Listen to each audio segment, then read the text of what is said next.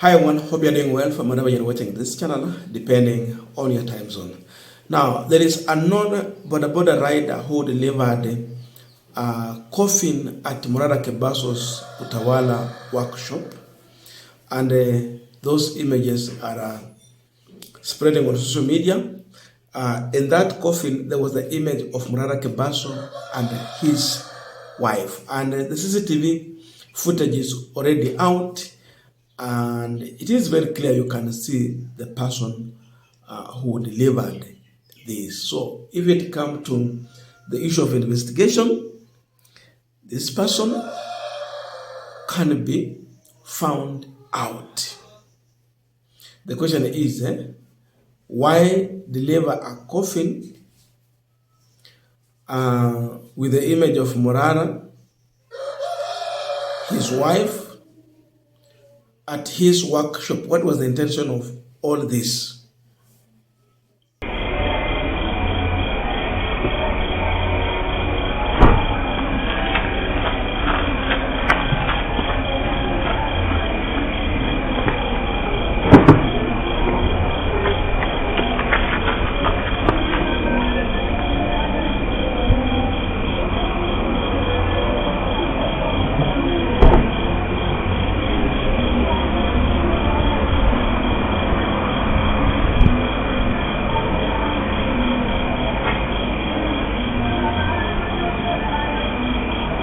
Now, this issue of coffin and the image is something that has been here. First of all, the target was President William Samoei Ruto, and many youth were arrested, some kidnapped, they were tortured, some resurfaced dead, just because they shared an image of the president being put in a coffin. By the way, we are in a village setup. That's why you hear some cocks making noise here. So I'm sorry for that, but we have to do this. So it has moved from the president and now to specific targeted individuals who are criticizing and oversighting this government.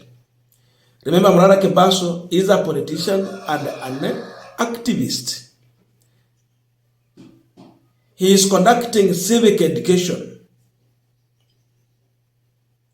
to tell Kenyans what is going on in this country when it comes to service delivery, development, stalled project. That's where he has really targeted. And because he has become a critic of the government, is it the reason why now he is being targeted? Because now the biggest enemy of Morara Kebaso is the government. And if that is his biggest enemy, then who planted this issue of delivering coffin? For the government, they felt very bad that our president is being put in a coffin. Are they now the same people who are using Bodaboda riders to put their opponent in the coffin?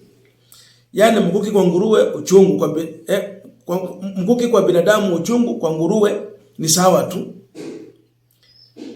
Kile walifanyiwa ilionekana kuwa uchungu, hawakupenda, na hata paka vijana wakauawa. Na hawakuua mtu. But now when they tell it to another person, they want to treat it normal. Because when you look at this, definitely there could be something more serious than what we are seeing in this photo. And Morara Kebaso has also reacted to the same.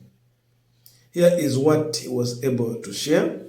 The youth of Kenya have no decent employment. They have opted for Bodaboda to earn a living.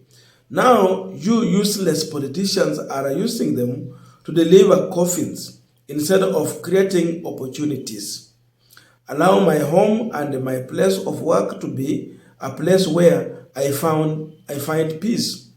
Deliver your promises to the people instead of delivering coffin to my home in Ruiru and my office in Utawala.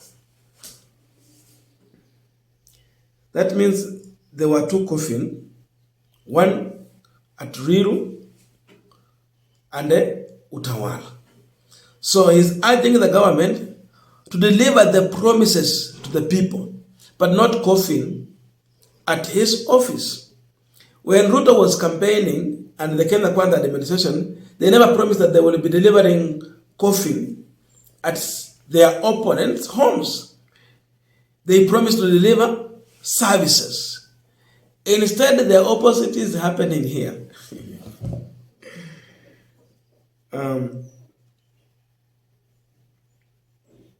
This is another post he shared. Whoever dropped this coffin at my Utawala workshop on Saturday night, do you know who my father is? Do you know that my father in heaven created the brain and hands that make coffins? I can make you a better one. Kuja mchana nikutengenezee jeneza safi. Leave my wife and my family out of politics. Whoever dropped this coffin at my gate on Saturday night, I just want to let you know that I am not afraid of death threats. Please contact Morara Home Furniture for a better coffin with good finishing. Okay. He even went on to use that to advertise his business. But now, there is another issue he has talked about as far as the issue of planned death on him. He has brought in the discussion about how Musando died and the lady that was laid next to him and many other people. I want us to look into that also. But before we go deep into this, just a quick request. For those who are watching this channel and you have not yet subscribed, please consider subscribing. To our returning subscribers, I must say thank you so much. And again, to all our viewers, please give this video a thumbs up. Thank you so much, and back to our discussion. Now, I want you to listen very carefully to this. There is nothing like witchcraft here. I think Morara is reacting to the items that they put inside that coffin. There was a number of items, including kuku ama nini, madoli, and all those other things, just kind of witchcraft inside that. I think that was what is reacting to. This is a clique of politicians and contractors who want to poison me and blame it on an imaginary devil and witches. It is a diversion from what they are planning. Ni kipindi na cinema ya kupanga story for what they want to do. When they killed Musando, they made sure there is body of a woman next to him, his body, so that the family can be ashamed of mourning. It is how they cover up assassination by making it look like love gone sour, cheating affair, or witchcraft from imaginary forces. I will inject them na hawatanitishia mimi. I serve a living God.